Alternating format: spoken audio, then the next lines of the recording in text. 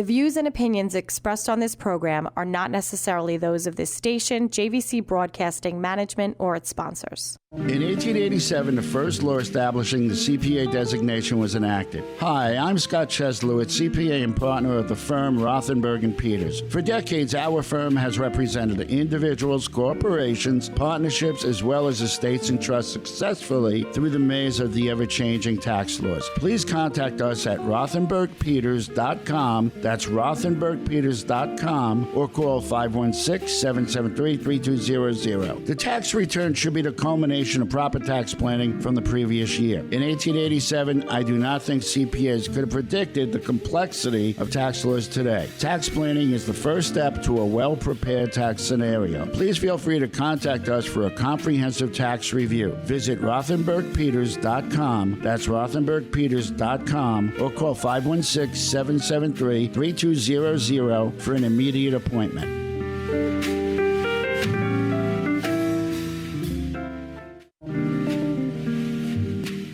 Everybody, and welcome to another exciting edition of Tax Talk. I'm your host, Scott Cheslowitz. You can reach me at rothenbergpeters.com. That's rothenbergpeters.com, our website, 516-773-3200. And today, we're not just going to talk taxes. I'm going to talk with another professional here, Neil Himmelstein. And Neil is with Main Street Planning Group. And Neil, why don't you introduce yourself to the audience, although they do know you from your program, but go right ahead again. Hi, this is Neil Himmelstein. I have a show on Friday at 3 o'clock called the Main Street Code for Financial Success. And I can be reached at 631-647-4694. And I like to collaborate with individuals like Scott because I think in any financial plan, you should have a team put together with a quality CPA and a good financial planner who understands insurance. And if necessary, you need that third arm, which is that legal arm that kind of puts the glue together. But working together is so much better than three people working apart. You want to build your own financial team. And Scott is a tremendous team leader. Well, thank you so much for that, Neil. Yeah. And I appreciate your kind words. And I know you to be somebody that I like and I trust, and somebody that would be easy for anybody to talk to, which is important, especially when it's a new client. So, Neil, just clue us in a little bit. You get a new client and you have to do a profile. You have to understand their financial situation before you can make recommendations. So give me a quick and dirty, let our audience know what you do to create that profile with the client. Well, the main thing I do to create a profile with a client is I want to know what the client's feeling. I want to know how they feel about things. Not just everything. I want to know what keeps them up at night. Sometimes it could be, I want my kids to be educated, or, I'm concerned about retirement. I want to address the client's needs. It's always people first. People first, people first. And I know, Scott, you prescribe to the same philosophy. It's people first, and I want to hear from them what's really bugging them, and where are they in relation to where they want to go? What are their goals and dreams? And sometimes people don't even know. Exactly, Neil, and that's very interesting because sometimes people will say to you the first thing that comes to mind, I haven't really thought about it. And then as the conversation goes on, you're getting more and more information. So with me, and I'm sure with you, the conversation is what is said, then I process, and then what they're not saying as well is very important. What are they not thinking about? So you're going to go ahead and you're going to do a certain amount of insurance planning with the clients. You want to know the family dynamics because we're addressing the whole picture. We need a helicopter view here. Exactly. Not just what's going on in their immediate family, but we want to know all about them. So before you can make insurance recommendations, retirement planning, all that good stuff, please walk us through some of this profile building. Right. So the first thing I like to do, and I have it in my whole process, my code: choice, organization, direction, and education. So while I'm doing this fact find, we call it a fact find or a question or whatever it is, and getting their feelings about things, next thing I want to do is organize their assets. You know, where are they tax-wise? Where are their investments? But even more, and I'm not a registered investment advisor. I'm really strictly insurance these days. But when I'm sitting there and going over even their investments, how do they feel about those investments? People don't understand. They have an emotional attachment to their investments even. It's very, very interesting. I remember a client who had Chase stock. Now, whether Chase stock was a good stock at the time or not, it didn't make a difference. She had a $2 million portfolio, but she had $1,000 of Chase stock. Well, she worked for Chase when she was younger, and she'll never get rid of that stock. Yeah, it's interesting, right? We manage personalities, don't we? Absolutely. Yes, and we tell people, I'll say to people, you want to have a quality of life, and you and I have talked about this, yes. Neil. You want to have the best quality of life. That's the goal. And you want to achieve those other things that are on your mind without disrupting your quality of life. So I will get personal with a client also, and then they start to feel comfortable and they share things. And you say to them, based on what you're telling me, we need to go in this direction or that direction. So, Neil, a lot of times I'm sure a client will come to you and they'll have certain insurance policies. Mm-hmm. And you'll look at those and after your conversation, getting to know them, and then you'll make an assessment, right? And you'll tell them, because I know you're going to say, well, this is good, but probably you may want to, do something else here, right? Or this may not be good given your current planning, your situation. And they should often look at the plan every 2-3 years, maybe. I would even look at it every year. Okay. And there's a lot of different reasons why. First off, in this market per se, actually, insurance products are changing all the time. In the last 5 years, you had a company called MetLife, one of the biggest companies in the world, who left the insurance business. What do you mean? I bought a MetLife policy 5 years ago. Well, now, if I bought a term policy and I want to convert it, I can only convert to the most expensive whole life, which isn't really supported by MetLife anymore. It's supported by a reinsurance company. So if I want a whole life that's going to pay me good dividends. Well, they're not going to pay you great dividends because they don't have to. You do have a conversion privilege with most policies, but what can I convert it to? In addition, I may have bought maybe the cheapest term policy. Okay, well, it was cheaper. I heard on the news, $30 a month. However, what can you convert that to? Is that company still around? Are they in the state of New York? Have they left the state of New York? So every year, policies are changing. Very sound. Mortality rates change, right? Mortality rates change. Companies come in the market. Companies leave the market. Mm-hmm. The products are changing dramatically. They're changing because of a lot of permanent policies used to be based on interest rate or dividend, and then they've gotten creative over the years because the dividends may or may not have held up, and interest rates at one time were very high, and then they had policies that were based upon the checking account or the interest rates. Then they came out with variable type policies that are based on mutual fund type investments, or what they call separate accounts.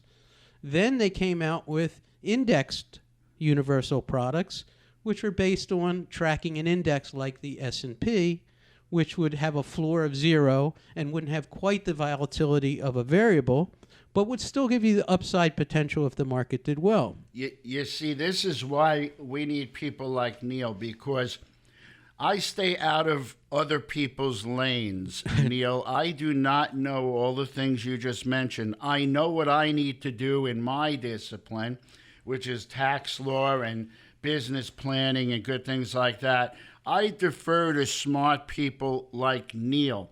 And somebody who is honest, it's very important. Somebody who's not willing to just sell you something so they can have a commission. Neil, you want to have clients 10 years from now, 20 years from now. Lifetime. You want their family. Well, you said a very key question. So, let's say you're meeting with a couple and they're in their 40s and they have 3 kids. Okay, great. I always ask about their parents. Right. Where are your parents? Oh, they're here. What would happen if something happened to mom and she can't drive a car or get out of bed? What's going to happen to Oh, I'm going to take care. So you're going to quit your job and run there, and what's going to happen with your kids? This is a very common problem. Yep. You know what? And people never address it. And they don't realize psychologically they really can't do it. Physically and psychologically. My first segment is up, and we're going to get back to this, Neil, in the next segment. Right. Scott Cheslowitz, RothenbergPeters.com, 516-773-3200. Back soon.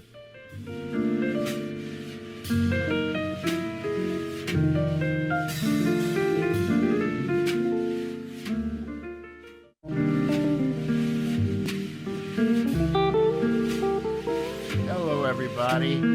Scott Cheslowitz back with another section of Tax Talk, and I'm with my guest, Neil Himmelstein, and we've been talking about insurance for the most part, and getting to know our clients, treating them the way we like to be treated, forming relationships for decades, we hope.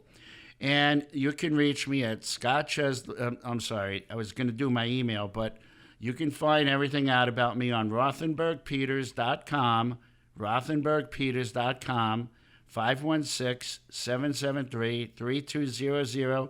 Neil, please tell everybody how they can reach you. I can be reached at 631-647-4694 or at mainstreetplanninggroup.com. Neil, let's talk about some planning ideas. Clients need to have a will, and they need to have a roadmap in their business, right? Right. So we're saying a business will as well. And you're looking at buy-sell, you're looking at all different types of planning techniques that need to be employed in order to make sure, God forbid, something happens to you in your business, that at least your family and maybe other partners, other shareholders won't suffer because the business may suffer. So let's talk about some of the planning techniques you put into place with reference to a person that owns a business. Well, first off, when a person owns a business, what they realize or don't realize if you don't own a business is that's like your extended family. That's your business. People don't realize. It's funny when I walk into a business and say, does your business have a will? They look at me like sideways. What do you mean? Well, okay, you have a partner and you like your partner. You guys started a business together and you're doing well. Okay. Do you get along very well with your partner's wife? Or your partner's husband? Yeah, oh yeah, they're great people. Oh, that's fantastic. How would you like them as your partner? Well, what do you mean? Right. Well, what happens if that person is not around? The default is they're now your partner. So their partner is now your partner. This is where business and families come into play, and maybe not in the nicest of ways. Does their partner have the same skill set that your partner has? Do they know your business? Do they know what you do, or they just want to come around and pick up the check? Now, Neil, if they die intestate, then all of a sudden it follows state law in terms of where the assets go. Right. And that could be even more trouble. Oh, big trouble. Sure. So big trouble. Go ahead. So we like to ask people, does your business have a will? It's so important, not only that you have a will, but does your business have a will? So when we talk about your business have a will, and Scott is one of those CPAs that's going to go over that with your business and maybe make sure that's a big part of the planning process, and you have to cover the what ifs. Now, one of the what ifs that many accountants and attorneys will look at is, okay, what if someone passes away? What is the succession of the business? One of the other areas they look at is, what if your partner's on a skiing trip and all of a sudden he's disabled, he's out for 6 months? Mm-hmm. He still has to pay his bills. Right. The business still has to run, so he's still expecting an income. So what is in place to provide that income while that partner is away and he's expecting. And are you doing double the work as the person who's healthy and everything else, and yet paying this person? You know, that's a great point. People do not address disability properly.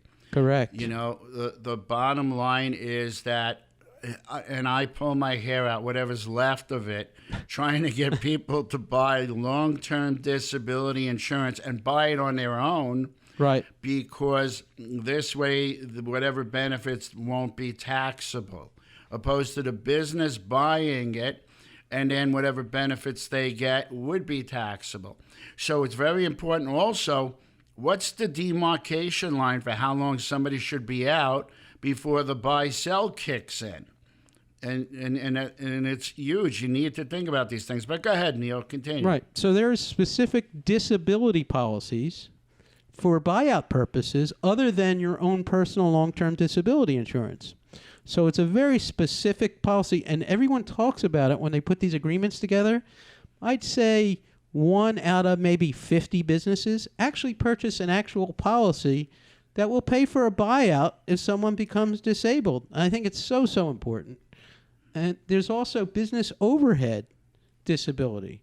So let's say I'm a sole practitioner, even if I'm not, and I become disabled and I'm a sole practitioner. Well, what happens to my business? Well, maybe I'll sell it.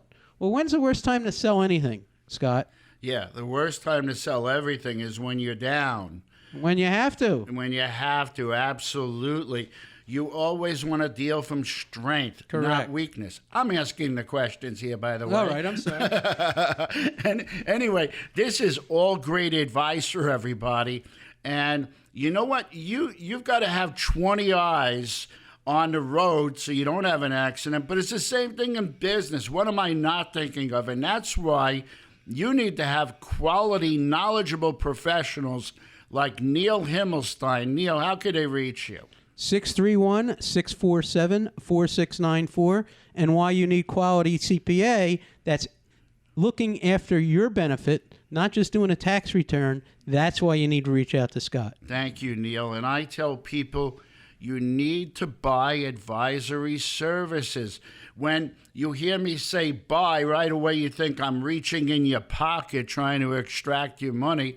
You need to get quality advice so you're ahead of the game. And believe me, there has to be value in that. Otherwise, I will tell you, or your professional should tell you, then you know what? You don't need any advisory services above and beyond what we've done last year. But I think you always have to keep on top of things, especially with the tax law changes. So, Neil, this is all wonderful. And sometimes people read a headline and they think they know the story. You and I are just giving a small amount of information right now, of course. Right. This is just hoping to make people lick their chops, to have a more in-depth conversation with their professionals, because that's what they should do. My name's Scott Cheslowitz, RothenbergPeters.com, RothenbergPeters.com, 516-773-3200. And one thing I like about Neil also is he's an educator. Tell me how you feel about that, Neil, and what it means to you. Well, one of the things that we have in common, and which I talked about in one of my shows, is you want to work with people who are not only in their professional organization, like Scott is with the Society of CPAs, as well as NCPAC, which is another group of CPAs. Not only is he a participant in a professional organization, he's run these organizations. He's the CPA, like I'm the insurance guy's insurance guy. So I do seminars all the time for insurance professionals. My professional organization is NAIFA. I'm the past president of Suffolk County. I'm currently the membership chair for New York State. I think it's very important that whoever you're working with, and you need to check people out. Look on LinkedIn. Look at their background. Look, when I buy a dishwasher, I'm going on Google. I'm looking at consumer reviews. I see people making investments and doing choices, not doing any investigation. As a matter of fact, I talk a lot about wellness, too. It's a side topic. People know their car mechanic better than they know their freaking doctor, for God's sakes. I know, it's crazy. I mean, it's insane. And the nice thing about people like Scott and myself If you have any question, anytime, I'm not sure about something, pick up the phone and call Scott. Yeah, he is a walking, talking, frigging textbook on tax law, but he's a person too, and he cares about you, and that's what you want. Somebody who cares about you, not, one of these tax return services or Quicken. There's nobody there to pick up the phone and call. Neil, you're great. And the thing is, Neil is very approachable. Besides somebody having the knowledge as the professional, they have to be somebody you get along with, somebody you're not afraid to ask questions to. Neil Himmelstein, again, telephone number and how 631-647-4694, mainstreetplanninggroup.com. And you can listen to my show on Fridays at 3. And Scott? Scott Cheslowitz, RothenbergPeters.com, 516-773-3200. Bye, everybody. Have a great week.